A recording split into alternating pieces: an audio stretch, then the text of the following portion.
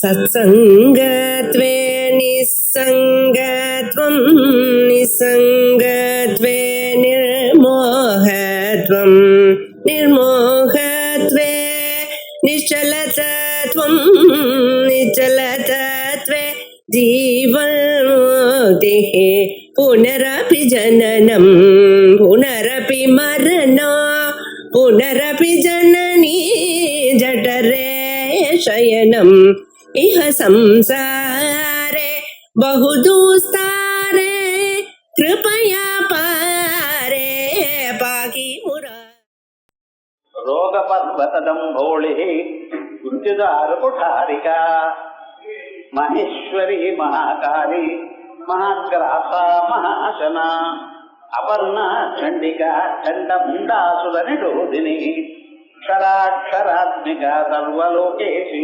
विश्वधारिणी त्रिवक्कदात्री सुभगा त्र्यम्बका त्रिगुणात्मिका சௌபாகிய பாஸ்கரன் லலிதா சஹஸ்ரநாமத்தினுடைய மிக சிறந்ததான ஒரு வியாக்கியானம். அதுல பாஸ்கராயர் நிறைய விஷயங்கள் தந்திரத்தில் அங்காங்கு சிதறி இருக்கக்கூடியதான விஷயங்களை ஒரு இடத்துல சேர்த்து நமக்கு நன்றாக புரியும்படி அனுகிரகம் பண்ணியிருக்க.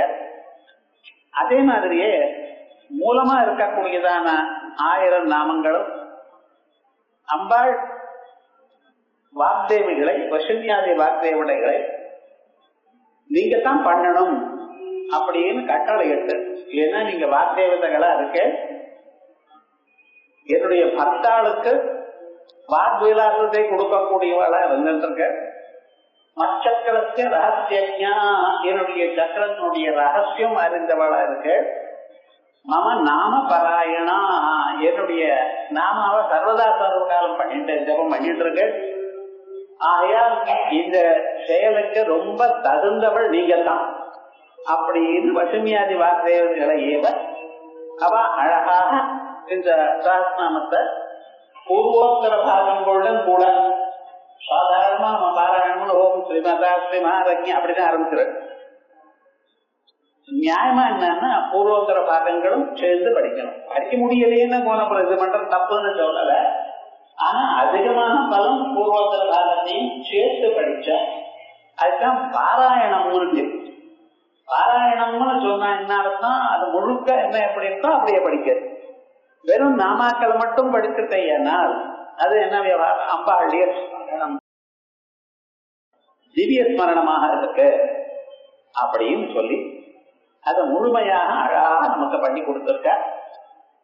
இந்த சஹஸ்ரநாமத்தை வாக்தேவிகள் அம்பாளுக்கு முன்னாலேயே சொல்லி அம்பாள் ரொம்ப சந்தோஷப்பட்டு இதை யார் பின்தொடர்கிறாரோ அவர்களுக்கு சகல ஐஸ்வர்யங்களும் மன நிம்மதியும் கொடுக்கிறேன்னு சொன்னதான சரித்திரம். அப்படிப்பட்டதான சரித்திரத்துல இன்னைக்கு 749வது நாம மிருத்யுதாரகுடாரிகா அப்படிங்கிற நாம. முக்கியமான சாதாரணமா எல்லோருக்கும் இந்த மிருத்யு மரணம்னு சொன்னா பயமா இருக்கு. பயமா இருக்குங்கிறத விட போறதில்லை. ஜாதஸ்தி துருவோ மிருத்யு, யார் பிறந்தாரோ அவளுக்கு ஒரு நாள் உண்டு. அந்த ஒரு நாள் என்னதுங்கிறது தான் தெரியல. ஆனா ஞாபகம் வச்சுக்கணும், பிறந்த வாரக்கெல்லாம் மரணம்ங்கிறது இருக்குன்னு சொல்றேன். ஆனா மறுபடியும் பிறவி இல்லாம நீங்க தான் பண்ணிக்கொள்ள முடியும். மற்றவர்களுக்கு இது முடியாது. மனுஷர்களுக்கு மேல இருக்கிறவாளை சொல்லலாமே தவிர கீழே அத்தல வித்தல சுத்தல தல தலாதல மகாதலாதி லோகங்கள்ல இருக்கக்கூடியவா எல்லோரும் இதை நிச்சயமா அடைய முடியாது. மனுஷன் இடத்துல தேவதைகளுக்கு சான்ஸ் உண்டு. ஆனா தேவதைகளுக்கு வைராக்கியம் வந்து ரொம்ப கஷ்டம். அப்படி மானிட பிறவியில அம்பாள உபாசிக்கிறதுங்கிறது ரொம்ப முக்கியமான ஒரு காரியம். அது அவசியம் நம்ம பண்ணணும். பண்றதுனால ஒரு ஆனுஷங்கிகமான ஒரு பிரயோஜனம், பை ப்ராடக்டா முக்கியமான பிரயோஜனம் மோட்சமாக இருந்த போதிலும் சில பிரயோஜனங்கள் தானா வருகின்றது. எதிர்பாராமலேயே மாங்கோட்டைய பூமியில போட்டாலேயான மாம்பழத்துக்காகத்தான் நீங்க அதை வளர்த்து கொண்டிருந்த போதிலும் நல்ல வாசனை, நிழல், பிச்சு, அதே போலிய மாவிலை இவெல்லாம் கொடுக்கிறாளோ இல்லையா, அந்த மாம்பழம் கொடுக்கறதோ இல்லையா. நீங்க கேட்டது எதற்காக கேட்டது, எதற்காக நீங்க போட்டு மாம்பழத்துக்காகத்தான் போட்டு. ஆனா இவைகள்லாம் எப்படி ஆட்டோமேட்டிக்கா கிடைக்கிறதோ அதே போல இவைகளுக்கு கிடைக்கும். இது ஒரு அம்சம் சொன்ன. அதுல என்ன முக்கியமா கிடைக்கிறது அப்படின்னா மிருத்யுதாரு குட்டாரிக்கா. மிருத்யு எனக்கூடியதான ஒரு மரம், அந்த மரத்தை அடியோட வச்சு அதை சாப்பிட்டு மறுபடியும் உங்களுக்கு மிருத்யு மரணம் வரப்படாது. இப்ப தெரியாம பிறவி எடுத்துவிட்டு அதனால மரணம் வருது. மறுபடியும் மரணம் வராம நான் பார்த்துப்பேன். எப்படி பார்த்துப்பேன்? மறுபடியும் பிறவி இல்லாம பண்ணி. ஆக மிருத்யுதாரு குட்டாரிக்கான்னு என்ன அர்த்தம்? மறுபிறவி இல்லாம பண்ணக்கூடியது. மனுஷால் எல்லோருக்கும் பக்தியை கொடுத்து பக்தி வழியாக அம்பாளா அறியக்கூடியதான திவ்யமான ஒரு ஸ்வரூபத்தை கொடுத்த அந்த சித்த சுத்தியோட ஒரு ஆச்சாரியனை கொடுத்த. எப்படிப்பட்டதான ஆச்சாரியன்? எப்படி நமக்கு சொன்னா புரியுமோ அப்படி சொல்லக்கூடியதான ஒரு ஆச்சாரியன் கிடைச்சு அவர் திருமுக மண்டலமாக இவைகள்லாம் தாச்சு ஞானத்தை பெற்று அம்பாளை நேரா பார்த்து அதுக்கப்புறம் முக்தியாகும். இத்தனையும் அம்பாள் பண்றாள். அத்தனையும் சொல்றது இதுல மிருத்யுதாரு குட்டாரிகா அப்படிங்கிற நாமத்துல. இத துர்கா சப்த சொல்லும் பொழுது ரோகா நகேஷானபவம் துஷ்டா ருட்டா துகாமான் சகலாபவேட்டாம் ஸ்வமாஸ்ரிதாக்கியாசயதாம் பிரயாந்தி அப்படின்னு ஸ்வமாஸ்ரிதானாம் நவிபது நராணாம் ஸ்வமாஸ்ரிதாகி ஆசிரியதாம் பிரயாந்தி அப்படின்னு எல்லா ரோகங்களையும் அம்பாள் அழிச்சுடுவார். லோகத்துல சாதாரணமாக ரோகம்னு சொன்னா ரோக ராஜாக்கள் சில பேர் இருக்காங்க. அபஸ்மாத புஷ்டக்ஷய சப்ரமேய பிரமோத அப்படின்னு அவங்ககிட்ட அர்த்தா இப்படி ரோகங்கள்லாம் இருக்கு. அப்படிப்பட்ட ரோகங்கள்லாம் எப்படி போறது? மறுநாள் இல்ல பவத்பத்ரபூதி விலோக்கிய திரவந்தே தாரகாரே முதாரே அப்படின்னு அவஸ்மாரம், குஷ்டம், க்ஷயத்து, ஆக்ஷஸ், க்ஷய ரோகம் இப்படிப்பட்டதான ரோகங்கள்லாம் அந்த சுப்பிரமணிய சுவாமியினுடைய பிரசாதம் அந்த பன்னீர் இலையில வச்சு அத இட்டுண்டலையானால் இதனால ஒரு ரோகமும் இருக்க. சோ ரோகங்கள் எல்லாம் போக்கக்கூடிய தன்மை சுப்பிரமணிய சுவாமிக்கு இருக்குன்னு சொன்னேன். அது எங்கிருந்து வந்தது? அம்பாள் அங்க சுத்தி அவளை அரக்கர்களை கொல்லணும், தாரகாதி அசுரர்கள்லாம் கொல்லணும்ங்கிறதுக்க அது வரைக்கும் முன்னால இல்லாததான ஒரு சக்திங்கிற ஒரு ஆயுதத்தை திருச்சூலம் முன்னாலே இருந்தது. ஏன் பரமேஸ்வரன்? ஆனா இந்த சக்திங்கிறது புதுசான ஒரு ஆயுதம். அதை தயார் பண்ணி அவர் கொடுக்கும் பொழுது அந்த சுப்பிரமணிய சுவாமி அதை போடும் பொழுது என்னாச்சுன்னு அந்த மாயெல்லாம் சம்பர மாயெல்லாம் வச்சுருந்தானோ இல்லையா தாரகாதிகள், அந்த மாய போயிடுது. அவன் இருக்கிற இடம் தெரிஞ்சு போயிடுது. இவர் அம்பு போட்டா கொண்டுட்டார். அவர் மறைஞ்சு இருந்து சுப்பிரமணிய சுவாமிய கலட்டா பண்ணியிருந்த இவர்கிட்ட இருக்கிற எல்லா ஆயுதங்கள் பிரயோகம் பண்ணினாலும் அது வேற டைரக்ஷனுக்கு போறதுனா என்ன பண்றது? ஒரு இடத்துல இல்லாம இங்கேயும் அங்கேயும், இங்க பூலோகம் அங்கே போர்லோகம் இன்னொரு இடத்துல பக்கலோகம், இப்படி ஒவ்வொரு அண்டங்களையும் மாத்தி மாத்திட்டே இருக்கான். அவன் போறது இவருக்கு தெரியல. ஆகையால் கரெக்டா பார்க்க முடியல. இப்ப என்ன அம்பாளுடைய அனுகிரகத்தினால கரெக்டா எல்லாத்தையும் முடிச்சு அவரை கொண்டுட்டார். அதே மாதிரிதான் நம்ம வாழ்க்கையில இது பண்ணினா ரைட்டா, அது பண்ணினா ரைட்டா, அப்படி போனா ரைட்டா, எப்படி போனா சீக்கிரமாக வரலாமா, மனசுல கவலைகள் இத்தனையோ வருது. அவைகள் எல்லாமே இந்த அம்பாளுடைய திரும்ப நம்ம சொன்ன வடிவு. இந்த நாம அதை அப்படிங்கிற நாம ரோக பர்வதம் போலி எனக்கூடியது பார்த்தாச்சு. அடுத்ததாக மிருத்யுதார குட்டோரிகா அப்படிங்கிறதுல பூர்வம் அசக்தி சித்தி துஷ்டி பேத பின்னா அஷ்டாவிம்சதா. மனுஷனுக்கு மரணங்கிறது எப்படி வரலாம்னு இது கணக்கிட்டு இருக்கா. 28 வழிகளால காரணம் வரணும். அவை அது என்ன? அசக்தி, கொஞ்சம் கொஞ்சமா சரீரத்தில் இருக்கிற சக்தி எல்லாம் போயிடும். அப்புறம் வேற வழி இல்லாம மறந்துடணும், மரணத்தை அடைவோம். அதே மாதிரியா 28 வழி சொல்லியிருக்கு ஆயுர்வேதத்துல. அதுல அஷ்டாவம்சா தே மிருத்யதாரு பதேன உச்சதே. அந்த 28 விதமான மரணங்களுக்கும் என்ன பேரு? பதங்களுக்கு என்ன பேரு? மிருத்யுதாருன்னு பேரு. தாருபதத்தை உக்த பரிபாஷாயாம் அஷ்டாவிம்சதி சங்க்யா பரத்வா.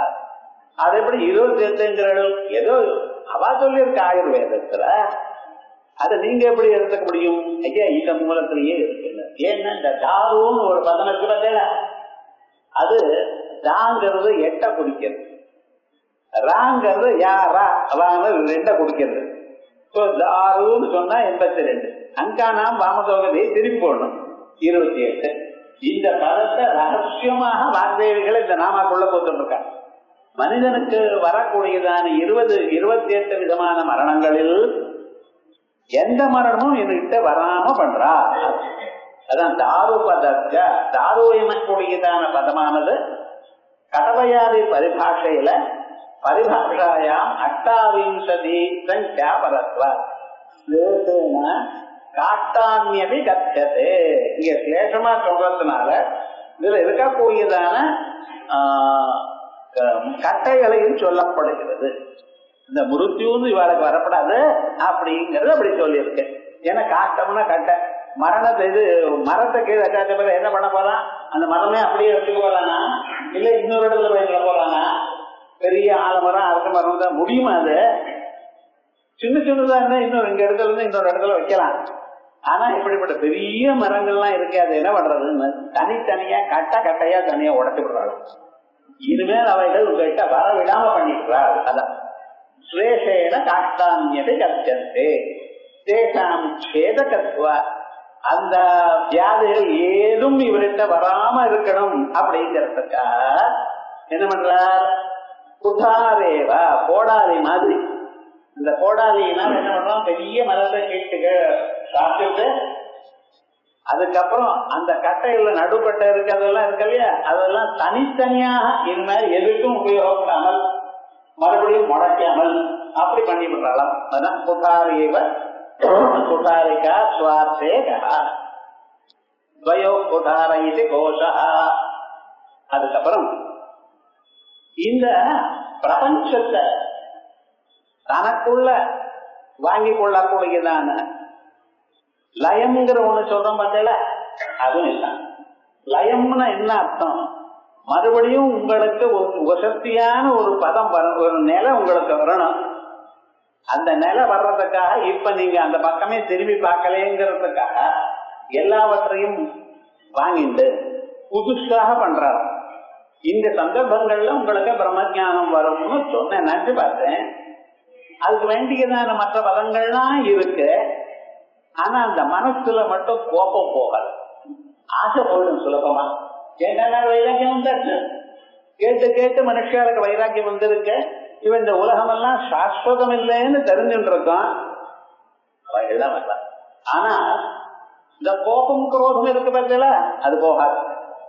போகாதுன்னு என்னன்னா அதுக்கு ஸ்பெஷல் ஸ்டெப்ஸ் எடுத்துக்கணும். யாராவது ஒரு சின்ன விஷயத்தை சொன்னாலே பொங்கி எழுந்துக்கிறான்.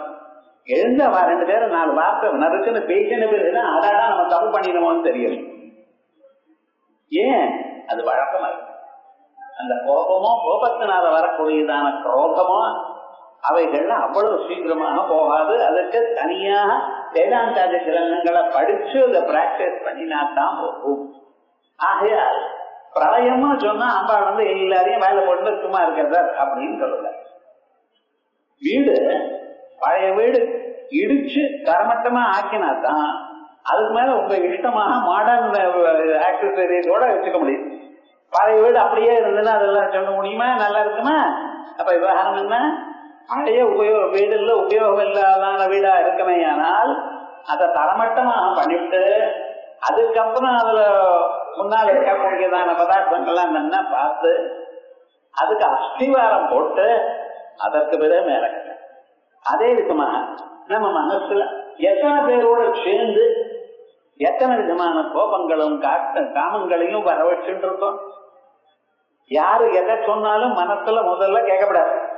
அது சொல்லிட்டு இருக்கா, அவ அபிப்பிராயம் உமக்கு என்ன வந்தது அப்படின்னு விட்டுணும். அதுக்கப்புறம் நம்ம இந்த வார்த்தைக்கு என்ன ஆக்ஷன் எடுத்துக்கணும்னு 1/2 மணி நேரம் ஆனப்பதான் யோசனை பண்ண. அது இல்லையே, 2 வார்த்தை பேசுனா டக்குன்னு இவன் திரும்பி பேசினான், நீ மட்டும் பேசிட்டியோன்னா யாரும் எந்த பேப்பரும் கேட்கல.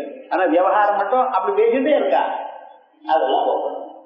ஆகையால் அதற்காக அந்த உலகத்தையே அம்பாள் என்ன பண்ணிட்டு இருக்கா, தனக்குள்ள தானே போட்டுக்கிறார். எப்படி யஸ்ய பிரம்ம கஷத்ரஞ்ச உபே பவத ஓதனஹ மிருத்யுர் யஸ்யோபதேசனம் கயித்தா வேத யத்ரதஹ அப்படின்னு கடோபனிஷத்துல யஸ்ய பிரம்ம கஷத்ரஞ்ச பிராமண ஜாதி, சாத்திரிய ஜாதி, வைஷ்ய ஜாதி, மற்ற ஜாதிகள் எல்லாவற்றையும் அம்பாள் என்ன பண்றா, எல்லாரையும் நகம் பண்ணியாச்சு. போரும் நீங்க வாழ்ந்து எத்தனை தானே ஆப்பர்ச்சுனிட்டி கொடுக்கறது உங்களுக்கு, மறுபடியும் மறுபடியும் பல பிறவைகளை கொடுத்தாலும் திருந்ததே இல்லையே உங்களுக்கு. பாம்புக்கு கோபம் வரலாம், அது அதனுடைய சுபாவம். உங்களுக்கு ஏன் கோபம் வர்றது? நீங்க மனுஷனுடைய லெவலுக்கு வந்தாச்சோ இல்லையா, பகவான தியானம் பண்ணாலும் இல்லையா, அதுக்குள்ள இவரை கண்டா பிடிக்கல, அவளை கண்டா பிடிக்கல, அவ அப்படி இவ இப்படி மனசுல லோபிஷன் இருக்கு. அந்த மனசு சர்வதா சர்வகாலம் உங்களுக்கு அம்பாள் எதிர்பார்க்கத்திலேயே இருக்கணும். அப்படி வரவழைச்சுட்டா இவைகள்லாம் மனசை விட்டு போயிடும்னு. ஆகையால் அந்த ஸ்வரூபம் நமக்கு வரீங்கன்னா சாதனம்னு ஏதோ மந்திரத்தை வாங்கிட்டா ஜபம் பண்ணிட்டே இருக்கோம், அதுக்கப்புறம் பார்த்துட்டு ஒரு 10 நிமிஷம் ஜபம் பண்ணிட்டு 23 மணி நேரமும் ஊர்வம்பு கேட்கறது. ஆகையால் அது முழுக்க போகணுங்கிறதுக்காகத்தான் மிருத்யுர் யஸ்யோபசேஷனம் பிராமண கஷத்திரியாத சகல பிராணிகளையும் தனக்குள்ள போட்டுக்கிறார். எல்லாம் பண்ண பிறகு கடைசியில என்ன விவகாரம் இருக்கு, யமதர்மராஜா மிஞ்சு இருக்காரு. ஏன்னா அது வரைக்கும் இந்த காரியத்தை பண்றதுக்கு யமதர்மராஜாவை தயார் பண்ணிட்டு இருக்கேன். யமதர்மராஜா என்ன பண்ணணும், யாராருக்கு எந்தெந்த சமயம் வரைக்கும் கர்மா இருக்கோ பிராரப்த கர்மா அது வரைக்கும் காத்துட்டு இருப்பார்.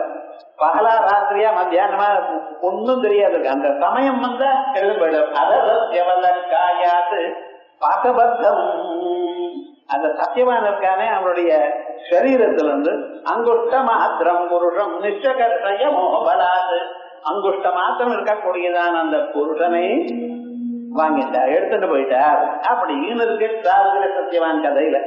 அதே மாதிரி எல்லாரையும் எடுத்துட்டு போயாச்சுன்னா கடைசியில யமதர்மராஜாக்கு என்ன வேலை, ஒண்ணும் இல்லை. அதனால அவரையும் எழுதிட்டாங்க. எத்தியம் பிரம்மச்சரஞ்ச உபே பவத ஓதன மிருத்யுர்யஸ்ய உபசேஷனம். இந்த உபசேஷனம் என்ன, ஊறுகாய் மாதிரி வெறும் ஊறுகாய் சாப்பிட முடியாது. அது என்ன பண்ணலாம், அந்த அன்னத்தோட சேர்த்து சாப்பிட்டா அன்னம் வேகமா போகும். அதே மாதிரி மற்றவர்கள்லாம் எடுத்துட்டு போயாச்சுன்னா யமதர்மராஜாக்கும் இடம் இல்லை, காரியம் பண்ணிட்டு இல்லை அப்படின்னு அவரையும் எடுத்துட்டு போயிட்டாலாம். அதனால கடைசியில என்னாச்சு, மிருத்யு தாரு குட்டாரிகா அப்படின்னு இது சுதே அஷ்டசு நாமது ரூபகாலங்காரா. இந்த 20 நாமாக்கள் 8 நாமாக்களையும் ரூபகாலங்காரம் அது மாதிரி இது அப்படி. அதுக்கப்புறம் அடுத்த நாம மகேஸ்வரி, மகாகாரி, மகாகிராசா, மகாசனா. இந்த 4 நாமாக்கள் ஒரு விதமாக இருக்கு. அம்பாளுக்கு என்ன பேரு, மகேஸ்வரி. ஆமா 208வது நாம இருக்கு, அதுல மகேஸ்வரின்னு கூப்பிட்டுருக்க. என்ன பண்றது, இங்க மகேஸ்வரிங்கிற, அங்க மகாதேவி மகாலட்சுமியோட பிரியா, மகேஸ்வரி மகாதேவி மகாலட்சுமியோட பிரியா அப்படிங்கிறதுல இந்த மகேஸ்வரின்னு வந்திருக்கு. ஆனா அது மகேஸ்வரி, இங்க வருது மகேஸ்வரி. ஒண்ணு கிரஸ்வம் ஒண்ணு தீர்க்கம். என்னன்னா தீர்க்கமாக சொல்லக்கூடியதான விஷயத்தை கீழே சொல்லிவிட்டேன். அது ஏன், உலகத்துல யாரா ரொம்ப பெரியவளா இருக்கான்னு சொல்றாளோ அவளுக்கும் ஈஸ்வரியா இருக்கிறவள். ஏதோ கொஞ்சம் வந்ததுமே நமக்கும் சமானமா உண்டா அப்படின்னு நினைச்சுட்டு இருக்கா மகர்ஷிகள் மனுஷா. ஆனா யாரா ரொம்ப வசதியான நினைக்கிறாளோ அவளுக்கும் ஈஸ்வரியா இருக்கிறவள் மகேஸ்வரி சொன்னேன். இங்க மகேஸ்வரி மகதீச்சா ஈஸ்வரீச்சா மகேஸ்வரி இது பூர்வம் வியாக்கியாதம் நாமா. இந்த நாமாவுக்கு அர்த்தம் உண்டோ அது முன்னாலேயே சொல்லியாச்சு. ஒரு தடவை சொன்னது மறுபடியும் சொல்றதில்லை, புத்தம் பெருசாக்கணுமா நான் சொன்னதையே சொல்லிட வேண்டியதில்லை. அனையோகோ ஹ்ரஸ்வ தீர்காதி மத்வாப்யாம் ந பௌனருப்யம். இது ஒரு இடத்துல மகேஸ்வரி ஒரு இடத்துல மகேஸ்வரின்னு இருக்கு. அதனால ஒரு எழுத்து அங்கே ஜாஸ்தியா தானே இருக்கு தீர்க்கம். அதனால அது வேற நாமா இது வேற நாமா. மகதி அடுத்தது மகாகாளி. மகதீச்சா காளீச்சா மகாகாளி. காளின்னு என்னது? காலஸ்வரூபமா இருக்கிறவள் காளி. தாரா, காளி, சுந்தரி, லலிதா, இப்படி மகாவித்யாக்கள் 10. அதுல காளின்னு ஒரு விசேஷம். இந்த மகாகாளின்னு சொல்றோம் பார்த்தீங்களா, என்ன பண்றாள் அம்பாள்? கலையதி காளி.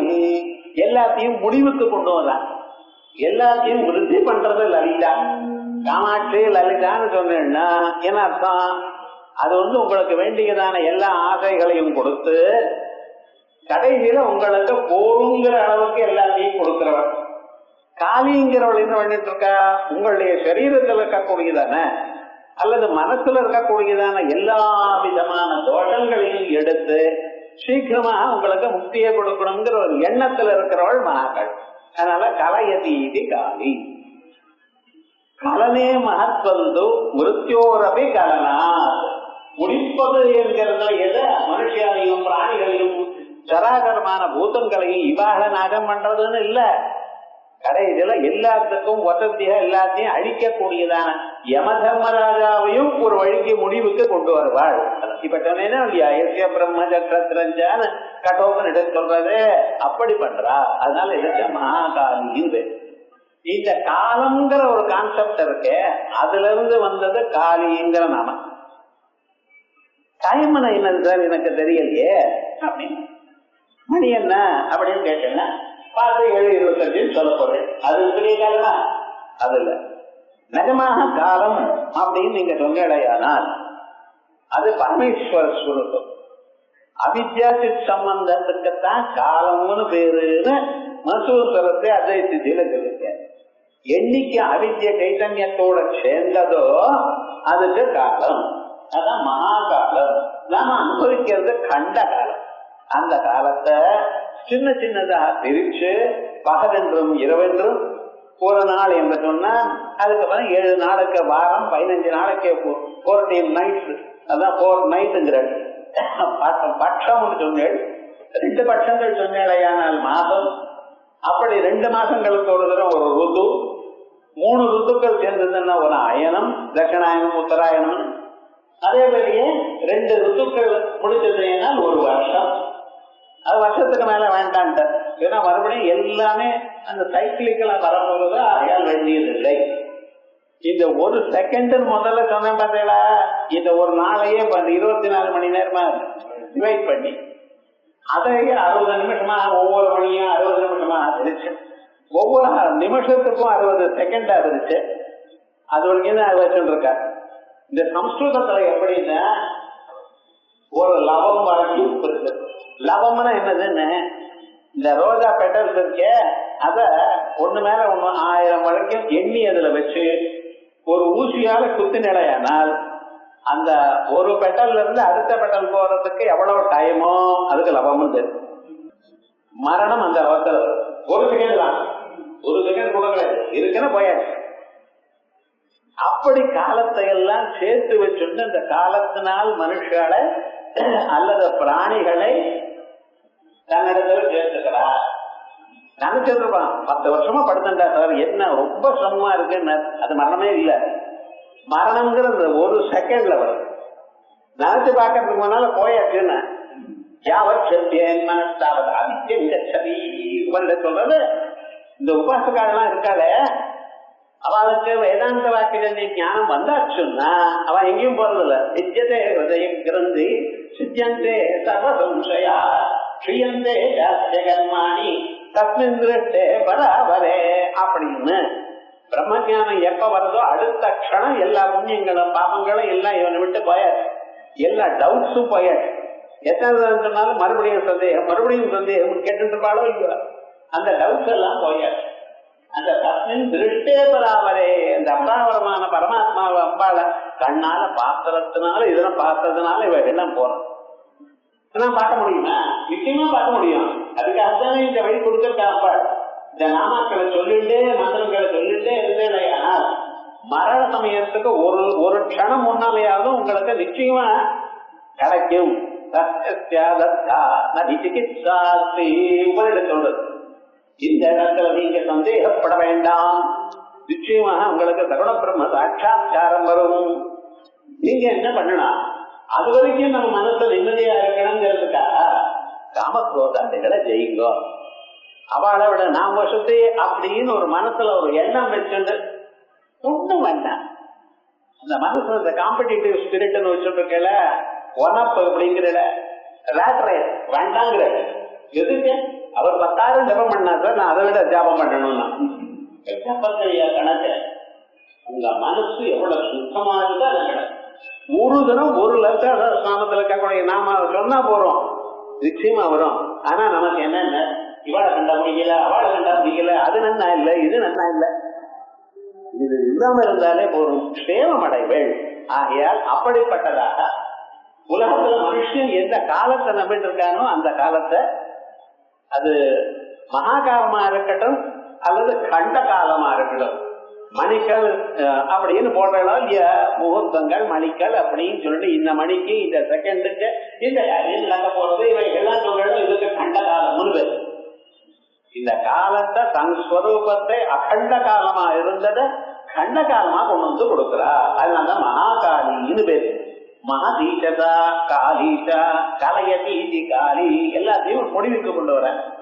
கலமே மகத்துவம் அதை முடிவுக்கு கொண்டு வரேன்னு சொல்றது விசேஷம் என்னென்ன, மிருத்யோரதை காலனாது யமதர்மராஜாவும் மற்ற மிருத்யுகளுக்கு கூட அதை முடிவு கொண்டு வரா. ததாச காளிதாசா, இந்த விஷயத்த காளிதாசன் சொல்றாரு. என்ன, காளி மாதாவை உபாசனம் பண்ணி அதனால வாக்விபூதி அடைஞ்சவர் காளிதாசன். அவர் சொல்றாரு பாருங்க, ஏததம்ப சதிஜந்துனே தினசங்க விகல்ப விகல்ப லட்சணா யோயமஸ்தகலு கால்யதே ஸ்வயா ஓத சம்யமன கேலி கோவிதா ஏததம்ப சதிஜந்து. அம்மா, உலகத்துல இந்த உலகம்னு ஒண்ணு இருக்கு, அதுல உங்களுடைய கர்மம் இருக்கு, இல்லைன்னா எல்லா உலகம் எப்பவும் போயிட்டு இருக்கும். அந்த அம்மா குழந்தைய வளர்க்கிற சந்தர்ப்பத்துல அந்த குழந்தை கீழே விழாம நடக்கணும், ஓடும் பொழுதும் விழப்படாது அப்படின்னு கண்குத்தி பாப்பா அந்த பாம்பு மாதிரி அதை பார்த்துட்டே இருக்காளா. ஒவ்வொரு குழந்தையும் வளர்க்கறதுக்கு அந்த அம்மா பட்ட கஷ்டம் அவளுக்குதான் தெரியும். நம்ம மறந்து போயிட்டோம், அது வேற ரத்தியோகா. அவ எப்படி பண்றா, எப்படி அந்த குழந்தைகளை வளர்க்கறா அப்படின்னு இருக்க. அம்மா, இது நீ கொடுத்த சத்தியமா பெண்மணிகளுக்கு. ஏததம் வசதிதம் துணேதினா சங்கையாகிறது விகல்பலட்சணா, இது இப்படியா அது அப்படியா அப்படின்னு மனசுல ஒரு கவலையை வச்சுட்டு இருக்கேனே, அது வேண்டாம். என்ன, யோயம சகல கல்யதே யமதர்மராஜான்னு இருக்கிற ஒரு உலகத்துல இருக்க எல்லாருக்கும் அப்பா உன் டைம் ஆயிடுது கிளம்பு அப்படின்னு கிளம்புன்னு சொல்லி அப்படி நிறுத்தி அப்படி கிளம்புறது இல்லை. அது எப்படின்னு அது சொல்றதுக்கு முன்னாலே கிளம்பி ஆயிடும், அவ்வளவுதான் விவகாரம் முழுக்க. அப்படி அப்படிப்பட்டதான யமதர்மராஜாவையும் நீங்க என்ன பண்ணிட்டு இருக்க, கால்யதே அவருக்கும் ஒரு முடிவை கட்டுறேன். அதனால இதான் உங்களுக்கு என்ன கவலைனா, ஜனங்களையும் பிராணிகளையும் அதை முடிக்கக்கூடியதான கலையில் அந்த ஆறுல நீங்க பெஸ்ட் அப்படின்னு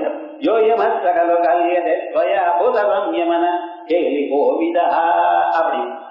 அதுக்கப்புறம் இந்த மகாகாலிங்கிறது உஜ்ஜயின்னு ஒரு இடம் இருக்கு.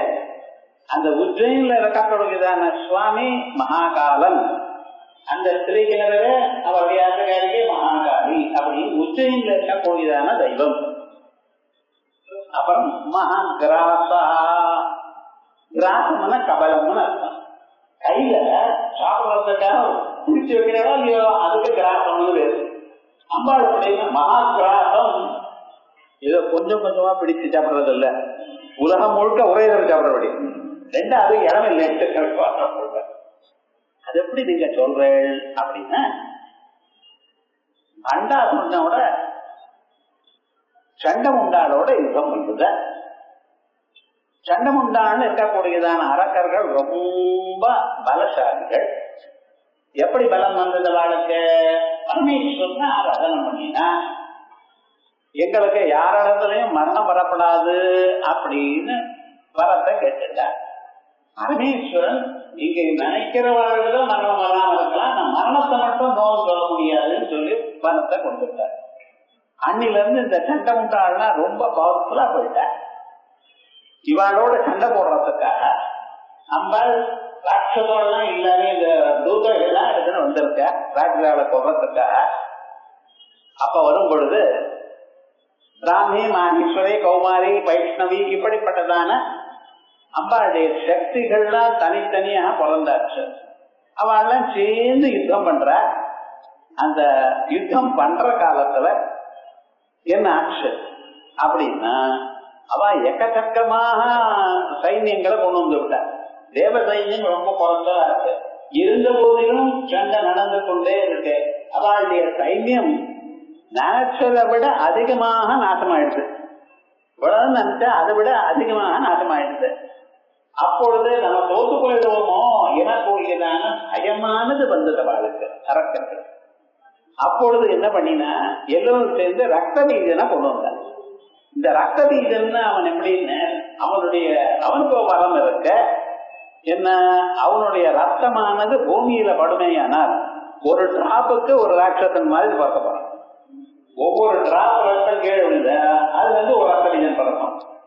இப்படி என்ன ஆச்சுன்னு, எங்க பார்த்தாலும் ரத்த பீஜர்கள். ஏன்டா மகேந்திரி வந்தா அது வதராயுதம் போட்டா, அதே போல வைஷ்ணவி வந்தா சக்கராயுதத்தை போட்டா. அவளுக்கு என்ன வரும் தெரியும், நான் சொல்லணும்னு ஒரு அபிப்பிராயமே தவிர இதனுடைய விளைவு என்னன்னு அவளுக்கு தெரியல. அவ பாட்டுக்கு எல்லா ஆயுதத்தையும் போட்டா. ஒவ்வொரு ஆயுதமும் போடும் பொழுது அவனுடைய சரீரத்திலிருந்து பல ரத்த பிந்துக்கள் பூமியை தொட்டது. அப்படின்னு தொடர்றதுக்கு முன்னாலேயே ஒவ்வொரு ரத்த பீஜம் எங்க பார்த்தாலும் ரத்த பீஜனுடைய உருவம் இருக்கே தவிர வேற எந்த உருவமும் கிடையாது அரக்கர்களுக்குள்ள. என்ன பண்றது, தேவதைகளுக்கு ஒன்னும் புரியல. சுவாமி, இதுக்கு ஒரு புதுசா வந்திருக்கேன், நான் என்ன பண்ணுவேன் அப்படின்னு கருதினதான தேவதைகள் அம்பாளுல சரணாகத வீணாத்த பரித்ராண பராயணே சர்வசிய ஆத்திஹரே தேவி, எல்லோருடைய மனசில் இருக்கக்கூடியதான அந்த தாபம் இருக்கு பட்சல கொந்தளிப்பு அது போகணும். நாராயணி நமஸ்தே அப்படின்னு அம்பாள்கிட்ட சொன்னாங்க. கேட்டார். அம்பாள் என்ன பண்ணினா தெரியுமோ, நான் மகாகாலிய கூப்பிட்டுருக்க. இந்த காளிய கூப்பிட்டதுமே என்ன ஆச்சுன்னு கிட்ட வந்திருக்க, என்ன வேணும்னா பூமி முழுக்க உன்னுடைய நாக்குனால அது பூர்த்தி பண்ணும். நாக்க அவ்வளவு பெருசா பண்ணிட்டு பூமி முழுக்க அது வியாபிக்கணும். என்ன சுவாமின்னு, அது அப்படிதான் பண்ணு. அது பண்ணினதுமே என்ன ஆச்சுன்னு, அந்த நாட்டுக்கு மேலதான் இதுதான் நடக்கிறது இல்லை. ஏன்னா அப்படியே கீழே பண்ணிக்கிட்டேன். அம்பாளுடைய காளி தேவனுடைய நாட்டுக்கு மேல அத்தனை தேவதைகளும் ராட்சசங்களும் இருந்துட்டு இருக்க. இப்ப என்னாச்சுன்னு, இப்ப ஐடென்டிஃபை பண்றது கஷ்டமா போச்சு. ஏன்னா ஒரிஜினல் ரத்த பீஜனுக்கு தான் இந்த பவர். அவனுடைய ரத்தமான கீழே விழுவீங்கன்னா இன்னொரு ரத்த பீஜன் பரப்பாங்கிறது யாருக்கு, அந்த ஒரிஜினல் ரத்த பீஜன். இவெல்லாம் பிரதிபம் ரூபம் ரூபம் பிரதிரூபோ பபூவா கடவுள் மாதிரி அப்படி இத்தனை ரத்த பீஜங்கள் உண்டான. இப்ப என்ன ஆச்சுன்னு ஒண்ணும் கவலைப்படாத. என்ன இந்த ரத்த பீஜன், ஒரிஜினல் ரத்த பீஜன் இருக்கானே, அவனுடைய சரீரத்திலிருந்து வரக்கூடியதான ரத்தம் எல்லாம் என்னாச்சு, பூமியில விடல. அப்ப குடிச்சுட்டே இருக்கான். கடைசியில் என்னாச்சுன்னா ரத்தம் எல்லாம் கீழே சென்று கொட்டிட்டு ரத்தம் இல்லாம பிராணம் விட்டான். அதோட மறுபடியும் ரத்த பீஜன் பிறக்கிறதுங்கிறது இல்ல. அப்ப என்னன்னா தேவதைகள் ஜெயத்தா. இப்படிப்பட்டதான ஒரு ஸ்வரூபம் இருக்கு பார்த்தா, இது எல்லாவற்றையும் ஒரே கிராசம் ஒரே தரமாக ராட்சதாவையும் தனக்குள்ள சேர்த்து கொண்டான் காளீஸ்வரூபம். தேவதைகள்லாம் அம்பாளை ஸ்தோத்திரம் பண்ணும் பொழுது அந்த அம்பாள் அங்கிருந்து வெளியில வர, நீங்கள்லாம் யாருன்னு கேட்கிற. அப்ப இவ தன்னுடைய விஷயங்கள் கட்டங்கள்லாம் சொல்லும் பொழுது அந்த அம்பாளுடைய சொரூபத்திலிருந்து கருப்பான இன்னொரு சரீரம் வெளியில வந்துதான். அதனால அதுக்கு கருப்பா இருக்கிறதுனால காளின்னு. மகாகாளி உற்பத்தி துர்கா சப்தத்திலேயே சொல்லியிருக்கு 5வது அத்தியாயத்துல விஸ்தாரமாக. அப்படிப்பட்டதான எல்லாவற்றையும் தன்னிடத்துல சேர்த்து கொண்டதான நிஜமான ஒரு ஸ்வரூபம் இருக்க, இதுதான் மகாகிராசா. அந்த மகாகிராசா எல்லாத்தையும் தன்னிடத்திலேயே சேர்த்துக்கிறார். இது என்னன்னா, தேவதைகளுக்கும் மரணபயம் இருக்கு. இங்க இருக்கிறவர்களுக்கெல்லாம் ஒரு 100 வருஷம்னு சொல்லியிருக்கு. அங்கே சாதாரணமாக 10 லட்சம் வருஷம் இருக்கலாம். ஆனாலும் அதுக்கப்புறம் என்ன திரும்பி வர வேண்டியதானே. ஸ்ரீனே புண்ணியே மத்தியலோகம் விசந்தி. நான் சம்பாதித்ததான எல்லா புண்ணியமும் முடிஞ்சதுன்னு ஒரு செகண்ட் வந்து சொர்க்கலோகத்துல இருக்க முடியாது, இறங்கித்தான் வரணும். அதான் நியதி. ஆகையால் அவளும் திரும்பி வரா. ஆனா விவகாரம் என்ன, அவன் என்ன பண்ணினா தேவதேவன் அறக்கடல் கலந்து ஆற்கடலை கடந்து அதுல இருந்து வந்ததான அமிர்தத்தை எடுத்து இவ சாப்பிட்டா. இதனால இந்த அமிர்தம் சாப்பிட்டா சீக்கிரமாக மரணம் வராது அப்படின்னு, மரணமே வராதுன்னு நினைக்காதீங்க. ஆனா இப்படிப்பட்டதான மரணத்தையும் ஜெயிக்கக்கூடியதான தன்மை யாருக்கு இருக்க? அம்பாளுடைய அனுகிரகத்தில்தான். சுதாமப்பியாஸ்வாத்ய பிரதிபய ஜரா மிருத்யுஹரணீம் விபத்யந்தே விஸ்வே விதிஷதமக முகாத்யாதி விஷதா கராளம் யக்ஷ்வேலம் கவலிதவத காலகலனா கதம் நதம் கோஸ்தன்மூலம் தவ ஜனனி காட்டங்க மகிமா.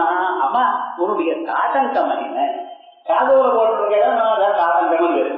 இன்னைக்கு டைமண்ட் ஸ்டட் அது இது போட்டிருக்காரு. பழைய நாள்ல கிராமாந்தரத்துல இந்த பண ஓலை இருக்க பத்தில அதை எடுத்து அதை ரவுண்டா போட்டுப்பாங்க.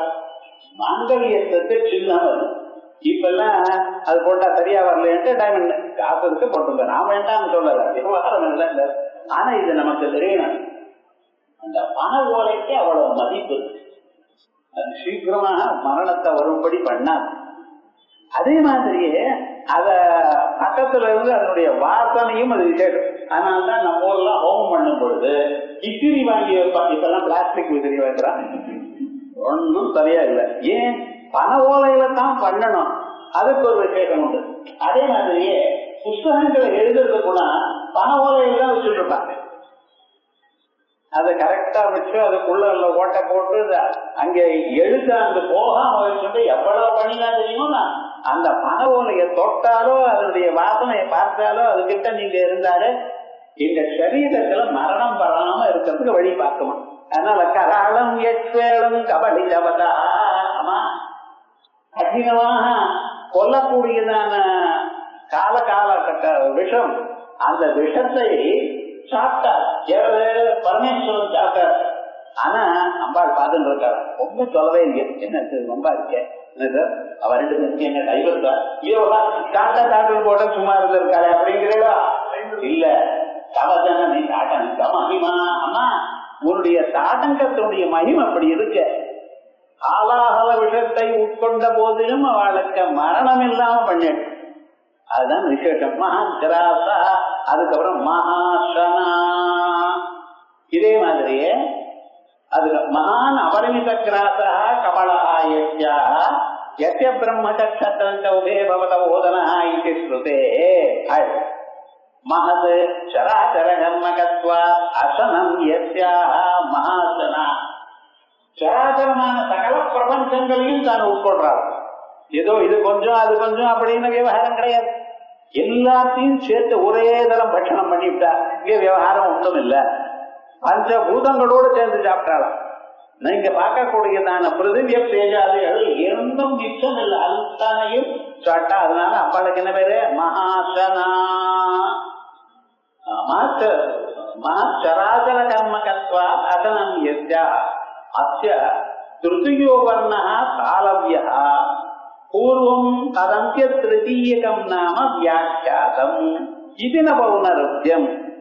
இதற்கு முன்னால் ஒரு நாமம் வந்திருக்கு, மகாதந்திரா, மகா மந்திர, மகாதந்திர, மகா யந்திர, மகாசனா. எத்தனை தரம் சத்நாமத்தை வாட்சா முன்னாடி வரும். இதே நாம அங்கே சொல்லியிருக்கேன். முன்னால வருதுன்னா மகேஸ்வரியா, மகேஸ்வரியா அவளுக்கு சின்ன வித்தியாசம். அதே போல இந்த நாம 2 தரம் படிச்சிருக்கு. ஆனா முதல் நாமாக்கு வேற அர்த்தம், இந்த நாமாக்கு வேற அர்த்தம். அங்க வந்து மகாசனான்னு சொல்லலாம், இங்க மகாசனான்னு சொல்லணும். ஆசனம்னா மிக சிறந்ததான ஆசனம் எது? ஸ்ரீசக்கரத்தில் நடுவுல இருக்கக்கூடியதான பிந்துஸ்தானம். சொப்பிரகாசமாக இருக்கக்கூடியதான தேவதைகளுக்கு நடுவுல தானும் சொப்பிரகாசமாக இருந்து கொண்டிருக்கா. அப்படிப்பட்டதான ஒரு ஸ்வரூபம் அங்கே சொல்லியிருக்கோம். மகாசன. ஆசனம்னா உட்கார்றது. இங்க அசனம் உட்கொள்வது. எல்லாத்தையும் தனக்குள்ள 36 தத்துவங்களையும் உட்கொள்ளிட்டார். இந்த தத்துவசோதனம் பண்றது பார்த்தீங்களா கடைசியில எங்க சிவசக்தி ஈஸ்வர சுத்த வித்யா அப்படின்னு ஆரம்பிச்ச கடைசியில என்ன சலில பூமியாத்மனா பூமி வரைக்கும் 36 தத்துவங்கள் இது சொல்லியிருக்கோம் கிரந்தங்கள்ல.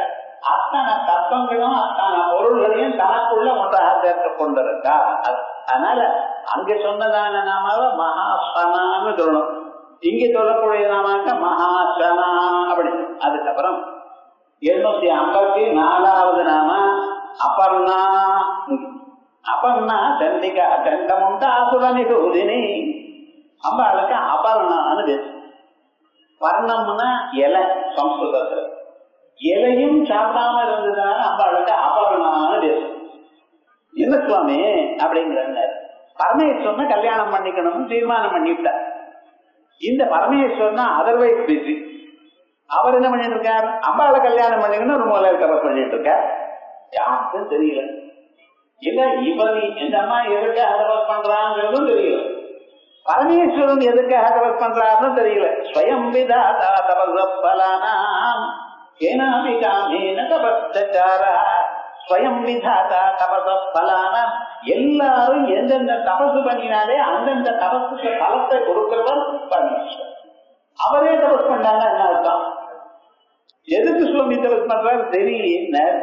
இல்ல திரிபுர சுந்தரியா இருக்கக்கூடியதான அம்பாளை கல்யாணம் பண்ணிக்கிறேன், அதுக்காக அவர் தபஸ் பண்றாங்க. பரமேஸ்வரன் தான் நான் கல்யாணம் பண்ணிப்பேன்னு கௌரி தேவியும் தபஸ் பண்ணிட்டு இருக்க. இப்படி தபஸ் பண்றாலோ அந்த சந்தர்ப்பத்துல முதல்ல கொஞ்சம் கொஞ்சமா சாப்பிட்டு ஜபம் பண்ணி பார்த்தேன். ஒன்னும் சரியா பண்ணல. இந்த பரமேஸ்வரனும் பிரத்யேகமாக மாட்டேங்கிறார். இந்த லட்சத்துக்கு ஆசு கோழின்னு அவருக்கு சீக்கிரமாகவே பலத்தை கொடுக்கிறவர்னு பேர். 6 மாசம் தபஸ் பண்ணினாலே ஒரு பிரத்யேகம் என்ன நினைச்சிருக்க அப்படின்னு நினைச்சிருந்தேன். தீர்த்தத்தை சாப்பிட்றதை விட்டு தபஸ் பண்ணினா. அதுபோல இலைகளை சாப்பிடுறதுக்கு இலைகள் கூட சாப்பிட்றது இல்லை, பழம் சாப்பிட்றதுலாம் கிடையாது, இலை கூட சாப்பிட்றது இல்லை. அப்படி தபஸ் பண்ணினாலாம். அதனால அம்பாளுக்கு என்ன போச்சு, அப்பர்ணா இதையும் உட்கொள்ளாதவள். பர்ணம்னா இல்ல அப்பர்ணம்னா அதுல லோகத்துல ரொம்ப கொடுமையான ஒரு கட்டம் என்ன தெரியுமா, கடன் வாங்கி இருக்க. இப்ப நம்ம அதுதான் நமக்கு அந்த பயப்பே படாம கடன் வாங்கிட்டோம். விவகாரம் முழுக்க நடல. உத்தியோகத்துல சேர்ந்தது பர்சனல் லோன்ங்கிறான், கார் வாங்கறதுக்கு லோன்ங்கிறான், ரெஃப்ரிஜரேட்டர் கார் லோன்ங்கிறான். அது ஒண்ணு இல்ல சார், 30,000 ரூபாய் தான், அதுக்கு இன்ஸ்டால்மெண்ட் கட்டிட்டே இருக்கோங்கிறான். அந்த இன்ஸ்டால்மெண்ட் என்னைக்கு முடியறதோ அன்னைக்கு அந்த மிஷனும் கட்டுப்பட்டு மறுபடியும் வாங்குறது, மறுபடியும் இஎம்ஐங்கிறான். இவன் ரிட்டையர் ஆகிற வரைக்கும் அந்த கடன் அப்படியே இருக்கு சார். கூட்டு போல ஹவுசிங் லோனுங்கிறான், அதுங்கிறான், இதுங்கிறான். பழைய நாள்ல யார்கிட்டையாவது கடன் வாங்குறது ரொம்ப அவமானம்னு நினைச்ச நாள். விரலுக்கு தக்க வீக்கம். எவ்வளவு உங்கள்கிட்ட இருக்கோ அவ்வளவுதான் எடுத்துக்கணுமே தவிர அதிகமாக பண்றதுன்னு என்னடா ஸ்ட்ரெச் யுவர்செல்ஃப். அதான் உங்களுக்கு காசு மாசத்துக்கு 40,000 ரூபாய் வருதுன்னு வச்சுக்கோமே, 45,000க்கு முன்னாடி 28ஆம் தேதியே வாங்கிட்டான். அடுத்ததுல இருந்து என்னென்ன வரக்கூடிய 40 இன்னொரு 5,000 குறைஞ்சு போயிடுச்சு. 40 நாளே உங்களால வாழ முடியல, என்ன 30 நாள் வாழ முடியுமா? திரும்பியும் கடன் போடும். அவ்வளவுதான். ஒரு கடனை அடைக்கிறதுக்காக இன்னொரு கடன் பண்ற பதில அவனுக்கு ருணாருணம்னு, ருணத்தை அடைக்கிறதுக்காக இன்னொரு ருணம். கடனுங்கிறது இல்லாம இருக்கிறது பழகிக்கணும், அது விசேஷம். அதே போல அது எப்படிதான் போகும், நம்ம தேவை இருக்கு, தேவையான பொருளை அடையிறதுக்காகத்தானே நான் கடன் வாங்குறேன் இப்படின்னு அழகா நீங்க சொல்ற சுவாமி. கவலைப்படாதுங்க. அம்பாளை நீங்க நினைச்சா அபகதம் ருணம் யஸ்மாது, இனிமேல ஒரு விதமான கடனே இல்லாம பண்ணிட்டோம் அம்பாள். என்ன வாஞ்சிதா தேவி அதிக பல பிரதாத்ரி. ஆமா, உங்களுடைய பாதங்கள் இருக்க, அந்த பாதங்களுக்கே உங்களுக்கு எவ்வளவு தேவையோ அதை விட அதிகமான பலத்தை கொடுக்கக்கூடியதான ஒரு சுபாவம் உண்டு. ஆகைய அம்பாளை நினைச்சோம்னா கடன் இருக்க. அதான் அபகத ருணம் யஸ்யாசா அபர்ணா.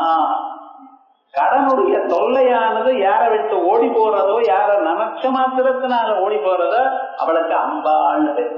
அதான் அபர்ணான்னு. இவ பேரு வச்சுக்கிறேன், குழந்தைகளுக்கு அபர்ணான்னு பேர் வச்சுக்கிறேன். நல்ல பேரு. அந்த அபர்ணாங்கிற ஸ்வரூபத்தை நினைச்ச மாத்திரத்தினால் கடன் போயிடும் மனுஷியாருக்கு. அதுக்கு மசா அபர்ணா சதுர்த்தம் அஸ்மாதி தேவீஸ்தவே எப்படி ருணமிஷ்டமதத்வைவ ஸ்வன்னாம ஜபதோ மம சிவே கதம் அபர்ணேதி ரூಢிர்பாராயதே நதே ருணமிஷ்டமதத்வைவ அந்த இஷ்டமான எனக்கு இதெல்லாம் இது வேணும் அது வேணும் அது வேணும் அப்படின்னு நான் சொன்ன கடன் வாங்கியாவது பண்றேன்னு சொல்றேன். இப்படி மொழி போயிட்டு இருக்கிறவன கூட அவனா தன்னா சொன்னாம ஜபதோமமா இப்படி இருக்கிறது. சிவே கதம பர்ணேதி ரூಢிர்பாராயதே நதே. அம்மா நீ அபர்ணான்னு பேர் வச்சுருக்க, என்னுடைய கடன்கள்லாம் பூர்த்தி பண்ணிக்கலாம் கொஞ்சம் பாருங்கிற. என்னென்னமோ கடன் வச்சுட்டேன்னா பிறக்க போது ஜாயமானோவை பிராமண திருவிழாவாதாயதே வேதம் சொல்றது. ஒவ்வொரு மனிதனும் பிறக்கும் பொழுது 3 கடனை பண்ணிட்டு பிறந்திருக்காங்க. பித்ருதேவதையிலிருந்து கொஞ்சம் காசு வாங்கிட்டான், தேவதையிலிருந்து கொஞ்சம் வாங்கிட்டான், ரிஷிகளிலிருந்து வாங்கிட்டான். என்னடா 3 பேரும் சேர்ந்து ஒரே தரம் கொடுன்னு காசு கொடுன்னு வந்துட்டான். என்ன பண்றதுன்னு அங்கிருந்து இறங்கி இந்த பூமியில வந்துட்டான்.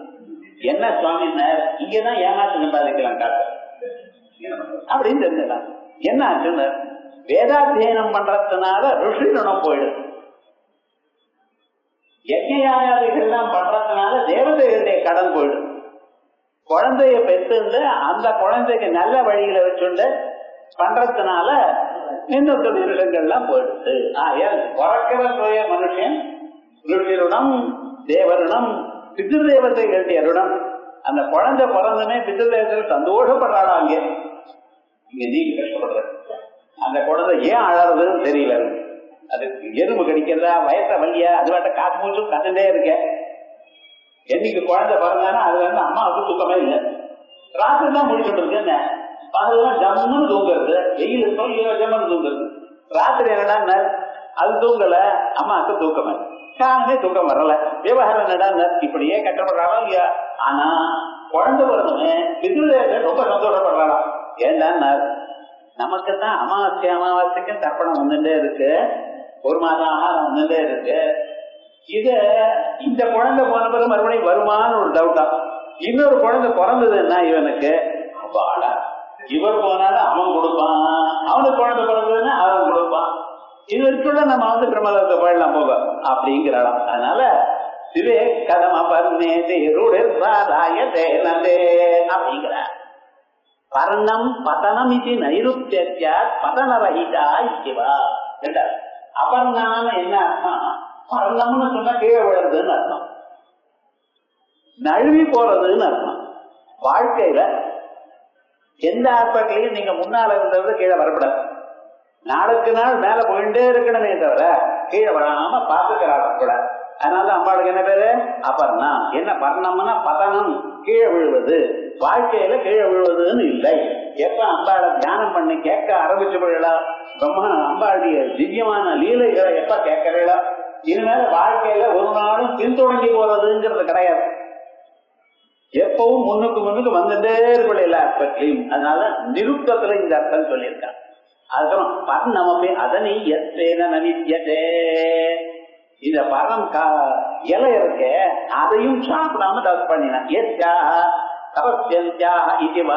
ததுத்தம் காளிகா புராணே ஆஹாரே தியக்தபர்ணா பூத் யஸ்மாத் பவதஸ்துதா தேன தேவைரபர்ணேதி கதிதா பிருதிவி தலே. அம்மா ஆகாரத்தில் அந்த அம்பாள் ஆகாரம் பண்றப்ப யோகத்துல ஆகாரத்தையும் விட்டு விட்டு அதுல இலையும் விட்டு விட்டு அபூத் யஸ்மாத் இமவதஸ்துதா இமானுடைய பெண்ணானவள் எப்படி இப்படி தபஸ் பண்ணினாளோ தேனதே வைரபர்ணேதி. அதனால அம்பாளுக்கு என்ன பேரு? அபர்ணான்னு பேரு வந்தது. கதிதா பிருதிவி தலே. அதே போலயே பிரம்ம புராணேபி அபர்ணா சுனிராஹார காமதா பிரத்யபாஷதா. எதையும் உட்கொள்ளாம பண்ணலாம். அப்ப அம்மா சொல்றாங்க அப்படி பண்ணாதன்னா சமாயிடும் அப்படின்னு பிரதம சரணேன இயமேவ வியுத்பத்தி துவனிதா. இந்த ஸ்லோகத்துல ஆஹாரோ செக்கவர்ணாபூதுங்கிற இந்த அர்த்தம் தான் சொல்றோம். எப்படி அபர்ணா அது வரைக்கும் பாரு. அடுத்த நாம சண்டிகா. சண்டின்னு சொன்னாலே எல்லாரும் பயம். என்னடா இந்த பொண்ணு சண்டி பண்றது தரணும். சண்டி மந்திரத்தை பண்ணல, சொன்ன பேச்சு கேட்கல, கல்லடை பண்ணிட்டு இருக்க. தமிழ்ல சண்டி பண்றதுன்னா என்ன அர்த்தம்? ஹிம்சை பண்றது அப்படின்னு. அதே போல ஷடி கோபேங்கிற காப்புல இருந்த அந்த பதம் சண்டி. அம்பாளுக்கு உங்களுடைய பக்தாளுக்கு ஏதாவது அபகாரம் பண்ணினா ரொம்ப கோபம். அதனால பக்தாள்லாம் சௌக்கியமா இருக்கணும், ஆனந்தமா இருக்கணும், மன நிம்மதியா இருக்கணும்னு நினைச்சதுதான் அம்பாள. நீங்க அந்த உபாசக்கால அந்த பக்தால ஏதாவது ஒரு வார்த்தை சொன்னா பனிஷ்மெண்ட் எங்கேருந்து வரும்? அம்பாளுக்கு வந்து வரும், இவருக்கு இருந்து வர. ஆகையால் அப்படிப்பட்டதான் நாம சண்டிகாண்டு சண்டம் உண்டாகுங்கிற அடுத்த நாமக்கள். இதை நாம் அடுத்த புதன்கிழமை பார்ப்போம்.